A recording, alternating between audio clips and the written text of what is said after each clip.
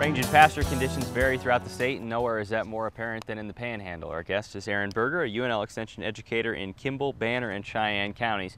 We talked a few weeks ago, and at that time you said you thought we were approaching a critical point for range and pastures.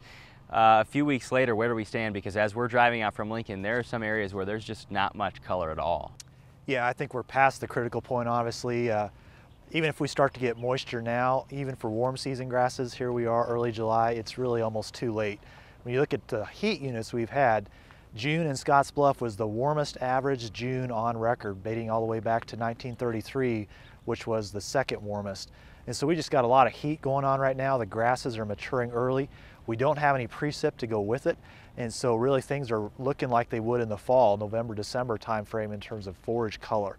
And so, yeah, we're kind of done from a forage grazing or forage growing standpoint. That brings a lot of concerns to the forefront, and one of them is there just aren't many forages available because of the Texas drought last year. Hay was probably not in perfect condition this year either, so there are some other factors that are going to play in as we move towards winter. Yeah, forage is limited right now for sure, both on a rangeland standpoint and from a haying standpoint. Even on irrigated acres, because of the heat we've had, we're just not seeing these alfalfa and cool season grasses producing like we would in an average year. And so with even the shortage of carryover we had, we're also going to have a shortage of a hay crop this summer. And so forage is going to be tight.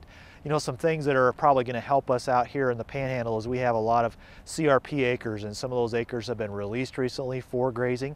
I expect more counties will see those acres released here in the next few weeks. And so we can graze those till late September. And so that provides a grazing option for people that have access to those to try to stretch some forage supplies.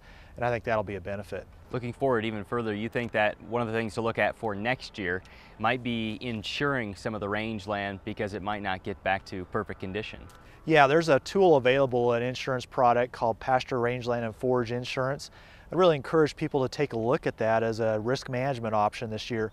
The thing that's important in my mind is you need to insure next year's crop before September 30th this year. And so if you are looking at that as an option, you really need to visit with your insurance agent, learn more about that. You know, I hope that this drought breaks this fall and winter and we get some moisture, but I think looking at that as a way to ensure some income potentially on these rangelands for next year by using that tool is something people need to consider. What can people do right now? What can producers do? Does early weaning of calves play in here? Yeah, there's a lot of tools I think people need to look at as options right now. Depending on when you calve, early weaning of calves is an option I think people need to consider. We can wean calves up to as early as 60 days of age really and make that work, and they just take a high quality feed. One thing with some of these CRP acres opening up, that's going to be low quality feed. If we calve in that March-April time frame and those calves are old enough now to wean, I think weaning those calves before we go to CRP might be a management option we want to consider. Those early weaned calves are really efficient. They do take a high quality feed, but the value that we put in those calves by getting them to gain from 250 up to 500 pounds prior to marketing is probably to our advantage. And so either doing that yourself or finding a yard who can do that for you I think is important. Will there be an availability of any wheat straw out here? There is going to be some wheat straw available, especially on irrigated acres. I think people want to try to use that as maybe a feed resource if they can. In past years, people have considered ammoniating wheat straw as a way to improve the feed value of that. I think you really need to put a pencil to that and look at that and seeing if that's an option for you this year or not. One thing we can do now with the amount of ethanol co-products we have in Nebraska, distillers grains, distillers solubles, we can do some things with wheat straw, mixing those together, and probably be a little more cost competitive than even ammoniating wheat straw at the current prices. Do you want to just maybe give a quick comment on range for breeding cattle? What plays in here? What are you looking at?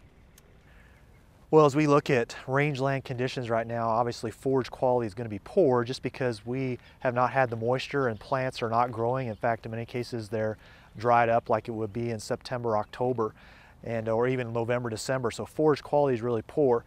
One thing I think we need to remember for these cattle that are especially going to be breeding in this late summer, July, August, because that forage quality is so poor, that's going to potentially have an effect on their nutritional status and their ability to get pregnant in this time frame. And so I think people who calve later need to be looking at potentially providing some protein supplementation even in the middle of summer now to get these cattle pregnant just because the forage quality is so poor. You know, giving that right prior to the start of the breeding season, and maybe for the first 30 to 45 days, you know, 2 to 3 pounds of a 30% type protein supplement may really be a critical piece as they want to get those cattle bred. Not paying attention to that, I think, could be critical this year and may result in some poor reproductive rates. Aaron Berger, our guest, UNL Extension educator, Kimball, Banner, and Cheyenne counties. Aaron, thanks so much for the time. I appreciate the opportunity.